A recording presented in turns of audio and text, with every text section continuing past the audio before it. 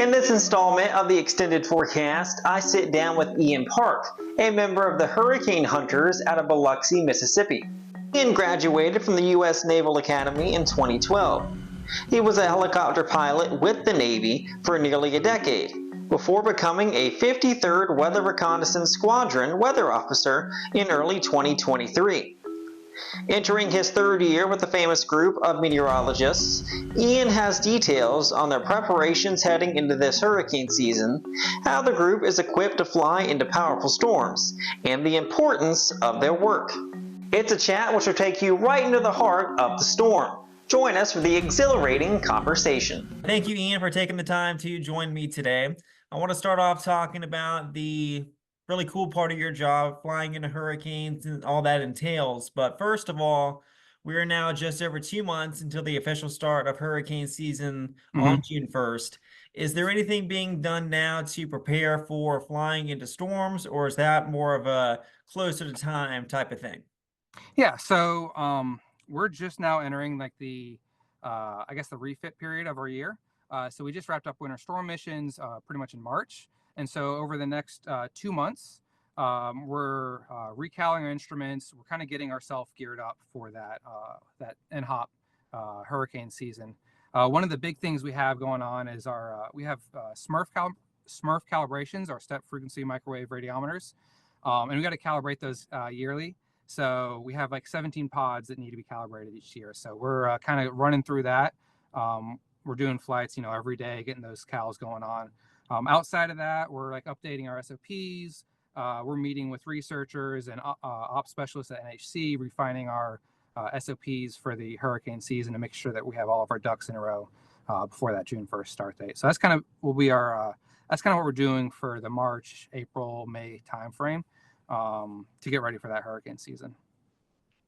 All right, so you briefly touched upon flying into winter storms too. Mm-hmm. I feel like that's something that not a lot of people know, that you do that in addition to tropical systems during the spring and summertime. Mm-hmm. How is that different than flying into a tropical storm? So one of the big differences, winter storm versus hurricane season, is it's a lot more pre-planned. So we're targeting these atmospheric rivers, right? You have these large plumes of moisture that are hitting the West Coast, dumping a ton of rain. So our structure for that, our mission set for that winter storm period, is we'll be talking to the people out at Scripps, who are the modelers out there. They're analyzing sensitivities in the models, saying these are the areas in the Pacific Ocean that we should target in order to get better data into the the GFS and the other models to get a tighter forecast. So we're not really sending. It's different from the hurricane where the forecasters want to see a minimum pressure and the center fixed location, and we're plotting the track, kind of minute by minute almost. It's a lot more pre-planned. So we're doing 7 to 12-hour flights over the Pacific Ocean, and we're dropping dropsondes in these targeted areas to get more accurate information into these models, because as you probably know, it's a desert of information over the Pacific Ocean. There's not a whole lot of in situ sensors out there. So we're trying to get our aircraft out in those sensitive locations to kind of update that versus the NHOP, where we're trying to help the forecasters get the best understanding of a hurricane so they can update that track, and give the best possible forecast they can. So that's kind of the big difference. Okay, but it's the same basic idea as far as you fly into the storms, get that information, and then send it back for models and stuff like that. Yeah, absolutely. And usually it's a lot higher. So we want to get as much of the atmospheric, column as we can. So pretty much exclusively for winter storms, we're operating between 27,000 feet to like 31,000 feet. So our dropsondes can get the full sample of the atmospheric profile. Whereas for hurricane missions, depending on how strong the hurricane is, we could be like 500 feet above the surface to up to 10,000 feet. That's our normal operating parameters area. And as part of my research looking into this, I think I saw that you either used to be or still are a Navy pilot with the Navy. Do you still do that, first of all? And then second of all, how is your job with the hurricane hunters different than what you did with that? Okay, yeah. So I flew Navy for 10 years. I went to the Naval Academy. I was actually as an oceanography student, got a degree in oceanography at the Naval Academy. And I was kind of introduced to the hurricane hunters fairly early on. One of my my internship at the Naval Academy was working with Captain Sanabia, and she was incorporating AXBTs, which are ocean sensors, into hurricane operations. So I got the privilege to work with her on that over the summer. So I was kind of introduced to the hurricane hunters fairly early on in my career. I graduated. I went to go fly helicopters for 10 years. And then in 2022, I wanted to shake things up. So I got out. I reached out to the hurricane hunters, and they were. I was lucky enough to get hired on as a meteorologist, reconnaissance weather officer with them. So obviously, there are some things that are different. Notably, the meteorology part of that. I wasn't really doing that active duty pilot wise, but a lot of the other things, the operational aspects of it, project management, the leadership side of things, they all are skills that transferred over and carried. I could carry from the Navy into the reserves and the 53rd, and even still on the weather side of things, as a pilot, you're still concerned about where the weather is. What fronts are moving in, what kind of turbulence you're going to experience. So I still dabbled, I guess you'd say, in meteorology as a pilot, but it wasn't obviously my primary focus. So yeah, I came over here in 2022, and then I've been working as a meteorologist, a reconnaissance officer since then. Okay, and I know each person on each hurricane flight has a specific role. Mhm. What is your role in detail? And then does it vary from flight to flight, or is it pretty much the same thing each time? So there's a minimum of 5 crew on the aircraft for hurricane missions. You have 2 pilots, a nav, a load master, and then myself. So the load master and the RWO, the weather officer, are the ones responsible for collecting and disseminating the weather data. The load master or the drop sound operator is going to be the ones that are launching the drop sondes, which are pretty much radio sondes, but in reverse. They collect temperature, dew point, humidity, and winds. And so they'll launch those, and then they'll collect the data as it comes back real time, and they'll pass that drop sonde data over to myself, and I'll be QCing it, making sure it looks correct, making sure there aren't any issues with the data, and then passing it on. In addition to that QCing of the drop sonde data, I'll also be looking at flight level data, temperature, pressure, humidity, flight level winds. For hurricane seasons, one of my 2 big responsibilities are getting sonde drops in the max wind band location, which can be kind of an art sometimes depending on the structure of the hurricane, and then also fixing the center. So as we go into the center of the hurricane, I'll be monitoring the winds as well as the temperature and pressure, and trying to find that exact dead center of the hurricane. Once we get the center, we'll drop a sonde, mark the point, and then I'll be QCing the data as it comes off.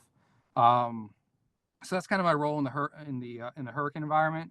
On the winter storm side, it's a little less intensive, but it's more complicated in other ways. We're dropping. There's not the fixing of the storm, right? We're flying a set track, a set pattern. So there's no fixing, but there's a lot more there's more drop sondes being dropped for the whole flight. So it's a faster pace of QC. We're dropping sondes every 5 to 10 minutes. So it's a lot of data going through and being processed, and making sure we're getting it off the aircraft in a timely manner. But overall, the roles are the same. They're just slightly different depending on the context of the mission. And you've been doing your current role for, I think, 2 to 3 years now. Mm-hmm. Even though you haven't been doing it too long, do you have any experiences that the storm was memorable in a certain way, Mm-hmm. kind of rough or anything like that? Yeah. So I think the biggest storm I've flown in so far has been Milton. I wasn't part of the sub 900 club. I think it was 920 when I flew into it, and that one was pretty rough, especially on the first pass. First pass, we dropped a couple hundred feet, I feel like, and it was a little bumpy, but it's interesting. The storm, it's hard to tell how bad a storm is going to be before you're in it. Some storms, some strong storms, you think are going to be pretty rough, and then but comparatively, they're not that bad once you get in it. A lot of it has to do with whether the storm's strengthening or weakening, whether it's approaching land. So it's kind of hard to tell what you're going to get before you get into the storm. But yeah, that Milton one was it's pretty bumpy. Otherwise, Helene wasn't too bad. Flew Ernesto, that wasn't too bad. They've been bumpy, but it hasn't been hold on to the edge of your seat kind of bumpy. But yeah, Milton was fun. I know a lot of people, the first time or two that they fly into hurricanes, they might get a little sick or nauseous doing so. Have you ever gotten sick flying into a storm like that? I haven't. I've known a couple of coworkers who initially had. I mean, it's to add to just the bumpiness, the RO station is facing backwards. So in addition to like all the bumps and stuff, you're facing the opposite direction. So it can throw off your sense of balance until you get used to it. But yeah, I haven't had issues with any kind of like motion sickness so far. So knocking some wood there, but hopefully it doesn't start this year. yeah. And as far as the anticipation goes leading up to a storm, do you watch it ahead of time and see like what it's doing and try to get a rough idea of what the ride's going to be like before you actually take off and fly into it? Yeah. So, I mean, up to a couple weeks, a week out, we're model watching just as a shop. We're kind of aware of what the storms are going to be like and what the models are kind of predicting. So we can have a general idea of what the storm is going to be like, and then the day before, or even like hours before, we'll get some gouge from the people that are flying it right now.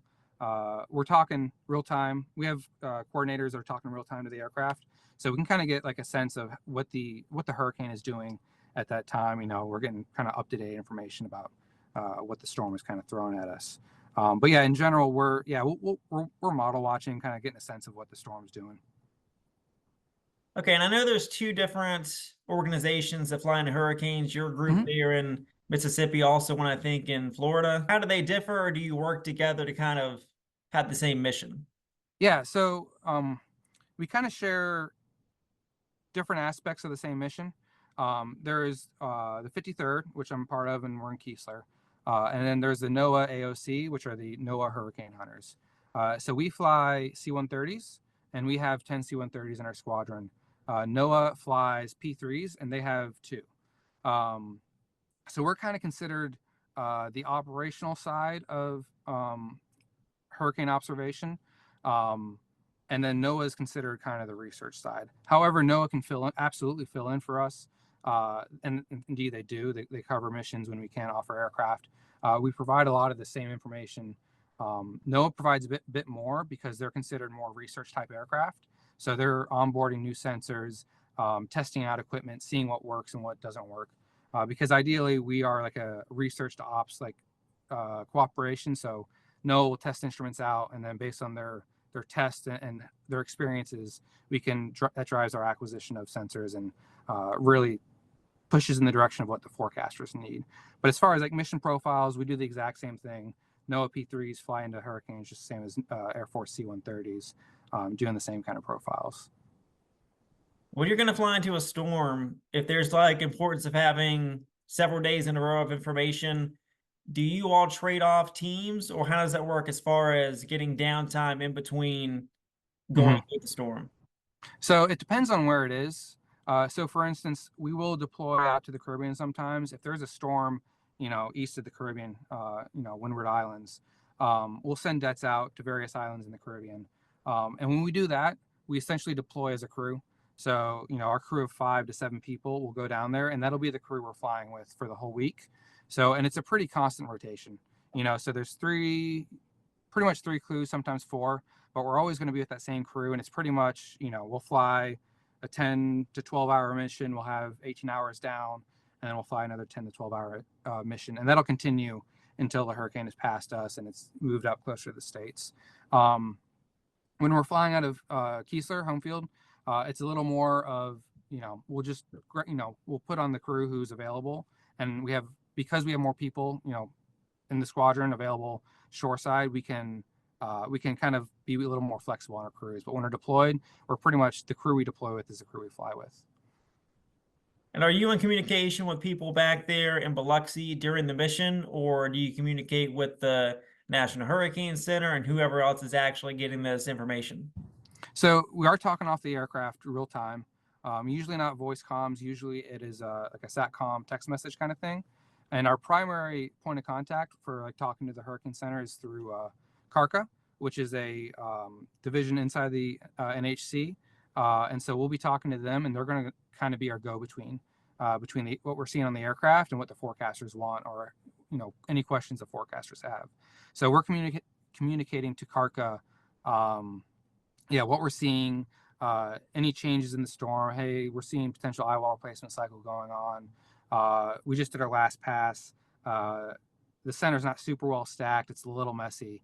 So all that kind of stuff, all those nuances that you can't really quite derive from the data we're sending off, we'll communicate through CARCA to the NHC. We can also talk back home to Keesler. We can SATCOM message them just the same as we do CARCA, but CARCA is going to be our primary point of contact for talking to the forecasters. And if the forecasters want us to do something different, they'll tell us again through CARCA, and we can update our patterns or, sample one particular part of the storm that they want to see. And lastly, heading into this hurricane season, obviously every season is different depending on a lot of factors. What do you anticipate this season being like as far as your role with that? And are there any changes from your side of things heading towards the 2025 hurricane season? Not changes per se. So this will be my first year being fully qualified for the full year. I just qualified as an RO last year mid-season. So this will be the first season being fully qualified. So that'll be interesting. It's kind of, nothing will change, but obviously the big question mark is how busy the season's going to be. So it's, hard to tell this far out. You can kind of have some indications, but yeah, our preparation is always going to be the same, but how busy that season's going to be is always a big question mark. But it doesn't drive any different ops. It's just kind of what we have to deal with, Yeah, absolutely. Well, it sounds like you got everything prepared and good to go, and best of luck this season to you. Cool. I appreciate it. Thank you for the time. Big thanks to Ian Park for taking the time to talk to me. Don't forget to like this video, comment below, and subscribe for more future content just like this.